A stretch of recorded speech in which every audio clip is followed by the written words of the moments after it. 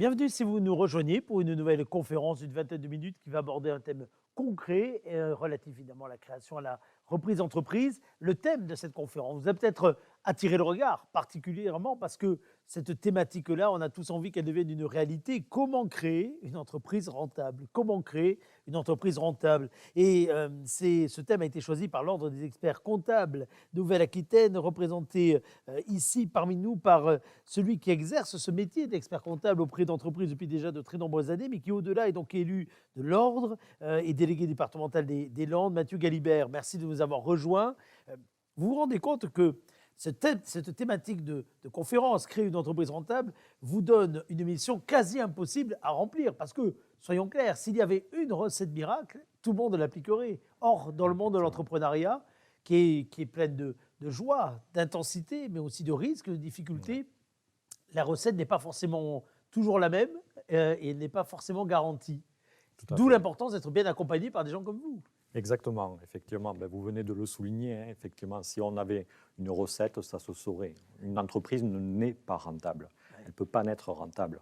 C'est ce qu'on va en faire qui va la rendre rentable et de quelle façon le chef d'entreprise et le dirigeant vont se faire accompagner et prendre les bonnes décisions à un moment donné qui vont permettre à l'entreprise de devenir rentable.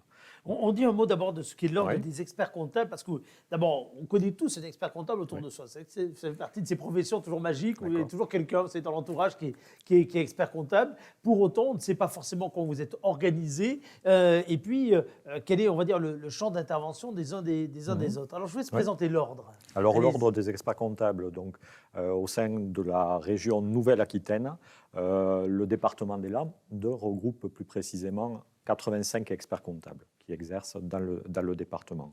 Le métier de l'expert comptable, qui est réglementé, puisque c'est une profession réglementée au sein de l'ordre des experts comptables, voilà, le métier, c'est conseiller le chef d'entreprise. Cette notion de conseil est importante parce que très souvent, on associe l'expert comptable à celui qui va, une fois dans l'année, réclamer les chiffres pour faire le bilan. Je fais une caricature un peu grossière, mais enfin bon, une fois dans l'année. Alors que non, l'intérêt, c'est de faire appel à vous, j'allais dire, au quotidien, et surtout de vous interroger, non pas que pour faire quelque chose, mais aussi pour avoir du conseil, un retour d'expérience. C'est exactement ça, et c'est un des deux éléments clés, si je dois m'exprimer ainsi, que je vais essayer d'évoquer tout à l'heure, comme étant un facteur de réussite de la création de l'entreprise. Regardons le sommaire de votre thématique. On va parler d'abord du business plan au démarrage du projet, parce que c'est important de se dire qu'au démarrage, en effet, il faut partir sur une hypothèse, et puis après, il faut savoir regarder où finalement le vent nous mène, où les vents nous mènent. Et puis on va parler ensuite de ce qui concerne la gestion au quotidien de l'entreprise. Ce mot au quotidien, il est primordial parce que on a beaucoup parlé d'anticipation ces jours-ci, mais aussi la capacité à anticiper les échéances. Le moment où on doit rendre une déclaration, où on doit payer la déclaration, où on doit tirer ses d'alarme quand ça ne va pas bien, le moment où, au contraire, on peut se dire il y a une opportunité, on peut investir. Donc on va parler de ça. Un petit mot d'introduction.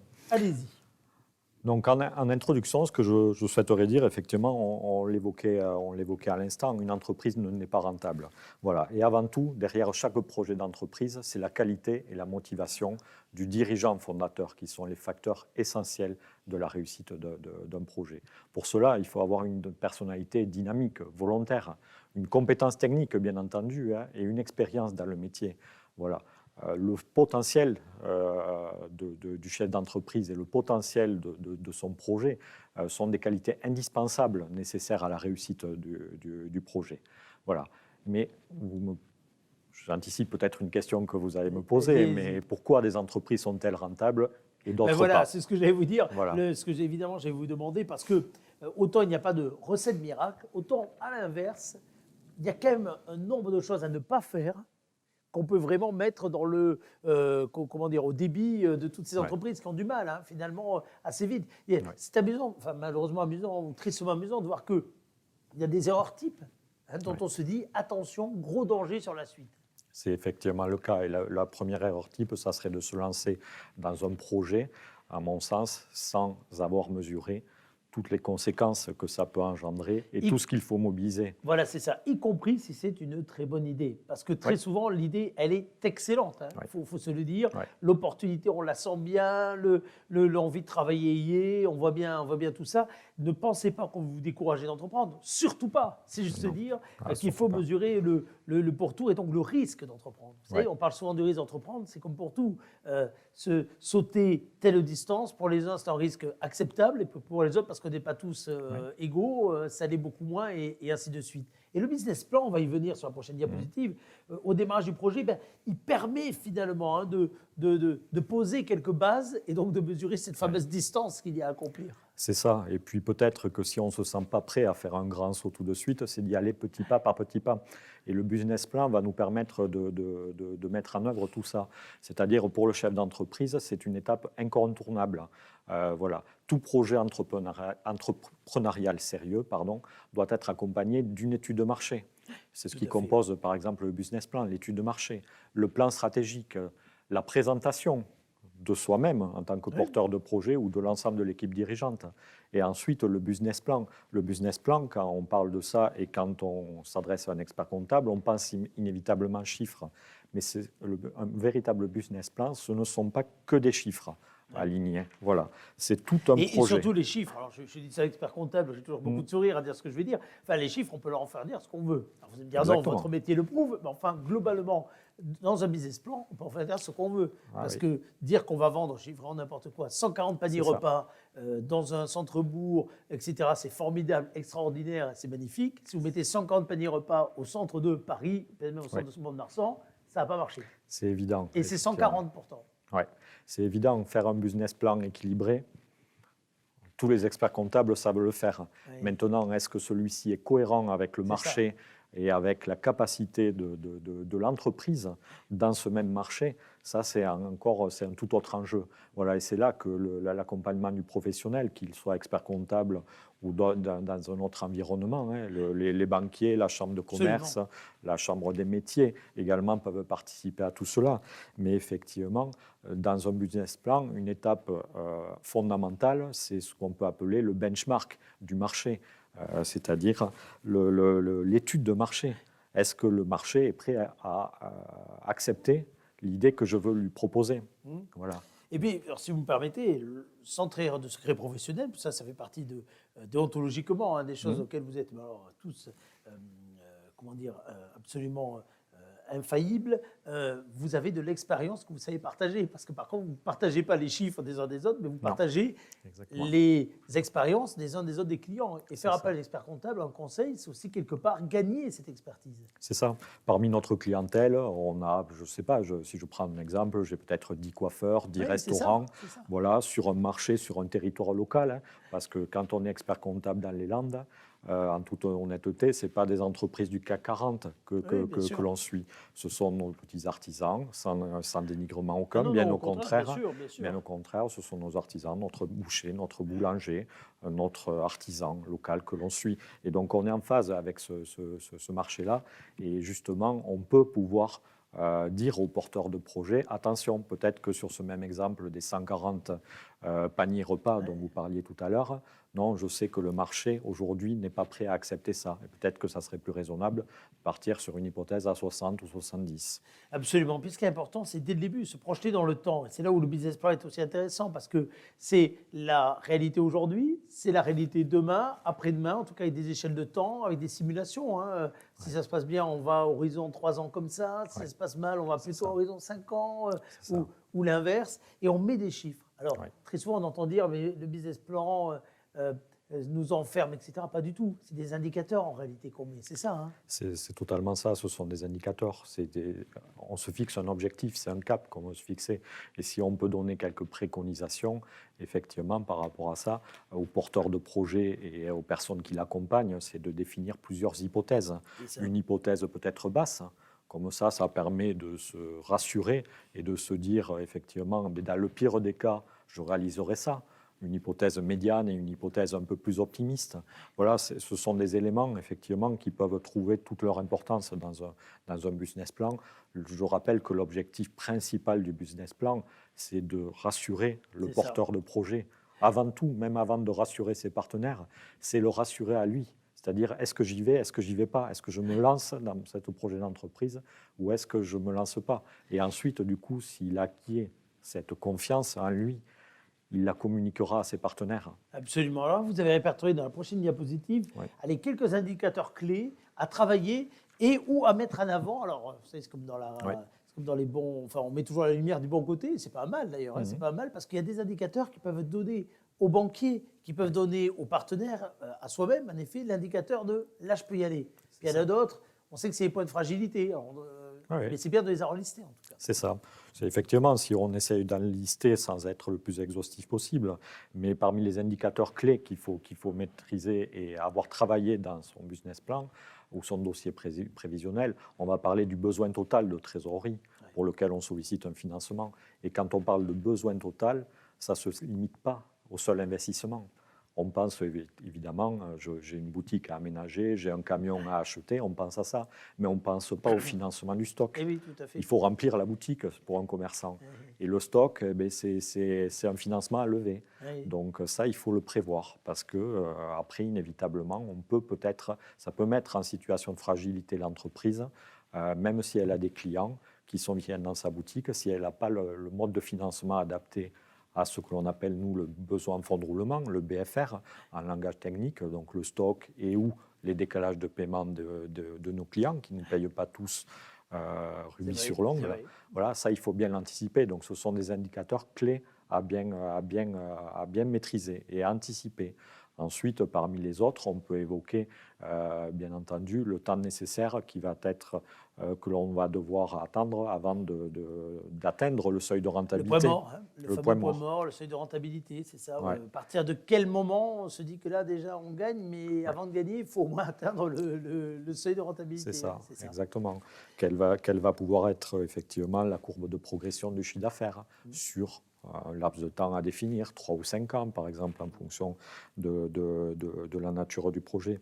Le cash burn, ça, c'est apparu assez récemment. Ce terme-là, ce n'était pas dit comme ça avant, mais enfin, ça recoupe évidemment une même donnée comptable. C'est ce temps-là, comment dire, durant lequel la levée de fonds, alors la première, mais on parle souvent de la deuxième, etc., permet de tenir. Oui, effectivement. Parce que là, il y a souvent confusion entre la trésorerie, entre plusieurs notions quand on démarre, ce qui est normal. Exactement, c'est-à-dire tous les financements qu'on a mobilisés à un instant T, combien de temps, pendant combien de temps je vais pouvoir en disposer, les utiliser. Et après, peut-être dans quel délai il me faudra solliciter une nouvelle levée de fonds. Absolument. Alors ça s'adresse bien évidemment pas à tous les porteurs de projets. On va peut-être, quand on parle de cash burn, on est peut-être plus sur le dimensionnement des entreprises liées aux nouvelles technologies ou autres qui ont des modèles économiques où le chiffre d'affaires ne rentre pas immédiatement. Voilà. Mais malgré tout, ce sont des éléments importants à prévoir. Et donc, le but du jeu pour tout cela, c'est bien de remplacer des scénarios alternatifs, on le disait, de faire coïncider tous ces indicateurs avec le projet, d'obtenir la confiance de l'investisseur, la confiance en soi, évidemment. Et imaginons que tout ça se passe bien. Et Dieu merci, avec des conseillers, avec le réseau de personnes qui sont là pour expertiser, dont on parle depuis le début, souvent c'est le cas. Mais ensuite, ça y est, on est lâché, c'est le grand bain. Voilà. Et là, parfois, on est très bien accompagné au départ. Et puis on se lance et on oublie cette logique d'accompagnement parce qu'on rentre la tête dans le guidon. Et pourtant, c'est le quotidien qui va faire que ça va marcher dans le temps ou pas. L'art, c'est de durer, disait un grand président de basket qui n'est pas sur ce territoire, mais pas très loin, pendant très longtemps. Et c'est une réalité dans le monde de l'entreprise. C'est fondamental. On crée son entreprise et elle a une phase de vie qui sera beaucoup plus longue, on peut l'espérer, que le temps que l'on a pris à la créer. Et c'est pendant cette phase de vie où, vous l'aviez dit en introduction, on a l'image de l'expert comptable où on attend qu'il produise des comptes annuels. C'est pas ça, gérer une entreprise ou se faire accompagner pour bien gérer son entreprise, c'est gérer son entreprise au quotidien.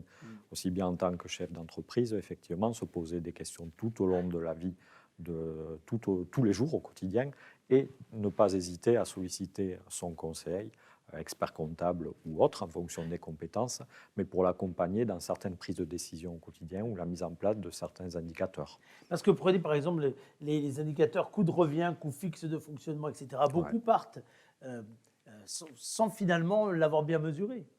Parce qu'on oublie d'y mettre dans ces coûts de fonctionnement justement l'amortissement, parce qu'on ne le voit pas tous les mois de la même façon tomber.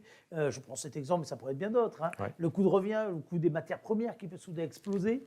On le voit aujourd'hui. Regardez, avec des conteneurs qui viennent de Chine, qui viennent d'augmenter de 444%. Vous imaginez 444% en 3 mois. Le coût du conteneur, si vous avez des produits qui certes étaient un prix X, mais avec du transport, vous imaginez à quel point ça peut tout bouleverser. C'est tout à fait ça. Hein. La maîtrise de ces coûts de revient, les connaître déjà, c'est fondamental. Connaître combien me coûte une heure de travail. Voilà. Aujourd'hui, lorsqu'on travaille seul, on a un coût de revient qui n'est pas forcément le même si on se projette sur l'embauche d'un salarié. Ça nécessite à ce moment-là de se reposer la question de combien va me coûter une heure. Si je parle d'une entreprise artisanale, par exemple. Absolument. Si je parle d'une entreprise dans le négoce, c'est effectivement quel doit être le bon coefficient de marge que je dois appliquer pour bien me situer par rapport à ma concurrence, mais aussi par rapport à ce que mon entreprise doit dégager et a comme besoin. Voilà. Donc ça, c'est bien connaître son entreprise et ses coûts de revient, c'est fondamental. Et puis, tout ce qui peut être également les indicateurs lorsqu'il s'agit de regarder dans l'évolution d'un chantier. Par exemple, vous parlez du bâtiment là, mais c'est vrai pour tout. Hein, pour le repas d'un midi, pour un restaurateur, pour une livraison quelconque, etc. La différence entre ce qui est prévu et puis là où on arrive. On parle de la logistique. La logistique, c'est souvent un domaine qui est sous-évalué, totalement sous-évalué, le stockage. Oui, c'est ça.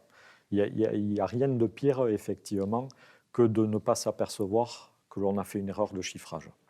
L'erreur de chiffrage, ça arrive. Ça arrive à tout le monde. Hein. Ça arrive à tout le monde. Mais ne pas l'avoir mesuré, c'est bien pire parce que du coup, ça fait courir le risque au chef d'entreprise qu'il renouvelle cette même erreur et continue à s'enfermer dans un raisonnement qui peut-être dégrade la rentabilité de son entreprise. Donc la mise en place simplement d'outils, on parlait du coût de chantier, mais ça peut être le coût de revient d'un menu pour un restaurateur. Absolument. Là, un expert comptable est tout à fait à même pour vous concevoir des outils qu'il faudra s'approprier en tant que porteur de projet ensuite. Alors justement, j'allais venir là-dessus, parce que ce qui permet, si vous me permettez, un meilleur pilotage quotidien avec son expert comptable ces dernières années, c'est que l'outil informatique a tout changé. Parce que moi, je démarrais il y a 30 ans, donc je me souviens encore le transfert des classeurs, vous voyez, quand on envoyait l'expert comptable qui revenait, on va le chercher chez l'expert comptable. Enfin, quand j'y repense, aujourd'hui, c'est un truc qui était assez phénoménal. Aujourd'hui, vous avez des tas d'outils qui permettent de numériser tout ça, sans que ce soit en plus cher, il faut être honnête, c'est même moins cher qu'avant, de stocker, d'avoir la donnée, d'avoir la disponibilité des uns des autres, etc. Bref, de mettre des vrais tableaux de bord. Ça, c'est un outil formidable aujourd'hui. Et d'être réactif sur ça, donc d'être sur des délais de production qui ne sont pas à J+2 mois ou J+3 mois, mais qui sont à J15 jours ou moins d'un mois, de manière concrète et réelle. Donc vous savez effectivement, au 31 mars, on est le 28 avril. Oui, excusez-moi sur l'enregistrement. Attention, tous vos collègues qui sont en train de trimer, parce que là, ce sont des mois, là, si ma mémoire est bonne, c'est des mois où vous trimez, là. C'est un peu ça, effectivement. Oui. Non, mais à la date où nous sommes, effectivement, nous sommes en mesure déjà de produire les données du premier trimestre, par exemple. Et ça, c'est effectivement grâce au concours des nouveaux outils. Et plus l'information est réelle, en temps réel, elle est obtenue rapidement, et plus on est réactif ensuite dans la prise de décision si des recadrages s'imposent. Et puis, c'est indiqué dans la diapositive là, il y a également tout ce qui est le BFR, c'est-à-dire derrière cet acronyme-là, il y a des réalités qui sont parfois des décalages et qu'on a du mal à appréhender, et on le voit beaucoup dans le bâtiment d'ailleurs. Si vous me permettez, enfin vous savez mieux que moi, mais dans le bâtiment, on voit des écarts terribles parce que d'un côté, vous avez des commandes qui rentrent, donc la joie, l'excitation et le plaisir d'avoir des commandes. De l'autre côté, on voit bien que le résultat va exploser parce qu'on a sorti la facture. Sauf qu'au milieu, on est dans le rouge et le banquier appelle pour dire là, on a un problème. C'est exactement ça. On peut avoir tous les indicateurs au vert, sauf la trésorerie. Pourquoi ? Son chiffre d'affaires explose, son résultat explose. Et on a besoin de plein de collaborateurs qu'on a dû payer, de sous-traitants qu'on a dû payer à l'instant T, bien sûr. Exactement. Mais c'est ce qu'on appelle le financement de la croissance. Donc il faut aussi pouvoir l'anticiper. Une entreprise qui est en phase de progression, donc notamment une entreprise jeune en cours de création ou qui vient de développer de nouveaux process, de nouveaux produits, elle a un financement à lever qui n'est pas lié à de l'investissement, Tout à fait. mais au financement de sa croissance. Et pour ça, c'est peut-être pas de l'emprunt classique ou du découvert ou autre, c'est des mesures différentes à sélectionner avec ses partenaires bancaires aussi pour accompagner la croissance et le développement de l'entreprise. Et enfin, pour terminer, sans être trop long cet entretien, Mmh. il y a aussi tous ces outils de la performance. Aujourd'hui, la performance, c'est pas que le résultat, justement, c'est pas que la différence entre le chiffre d'affaires, les charges, etc. La performance, c'est une valeur beaucoup plus globale. Oui, mais la mesure de la performance, effectivement, de l'entreprise, on peut la mesurer dans son environnement. Déjà, qu'est-ce que fait parce qu'on peut être très fier de la réussite de son entreprise, il y a de quoi en être fier la plupart du temps. Une entreprise qui progresserait chaque année de 10% de chiffre d'affaires, il faut aussi le remettre dans son environnement. Si le marché progresse de 20 ou 30%, à côté, le même marché, C'est ça. est-ce que c'est satisfaisant? On peut effectivement être On peut fier. s'en satisfaire. Mais On peut voilà, s'en satisfaire, il y a de quoi, certainement, mais est-ce qu'on ne peut pas aller faire mieux? Voilà. tout à Là fait. aussi, on va pouvoir peut-être, nous, la profession d'expert puis, comptable, apporter un éclairage. Voilà, un éclairage, encore une fois, Mmh. centré à les chiffres des autres, se Ouais. dire, mais attention, d'autres de mes clients dans ce domaine-là C'est ça. sont en train de faire ça, alors que vous ne faites que ça. C'est ça. Voilà, et c'est là où aussi le partage d'expérience est toujours important, alors que souvent on est seul dans l'entreprise. Il faut le Exactement. dire. C'est un cliché dont beaucoup de personnes ne se rendent pas compte de la force, mais le chef d'entreprise, il est seul. Il est seul pour décider, il est seul pour trancher, il est seul parfois pour lire des indicateurs, et quand on est seul, parfois certains passent à côté. Cette solitude du chef d'entreprise, c'est quelque chose de très important à appréhender, et donc il faut évidemment ne pas hésiter à vous contacter, vous et vos collègues, tout le long de l'année, pour essayer de combler, non pas cette solitude, ça c'est un débat, mais en tout cas être accompagné dans les choix. C'est le chef d'entreprise lui seul qui maîtrise. Moi, je vois souvent des collègues chefs d'entreprise qui disent « mais mon expert comptable m'a dit que me demande de ça ».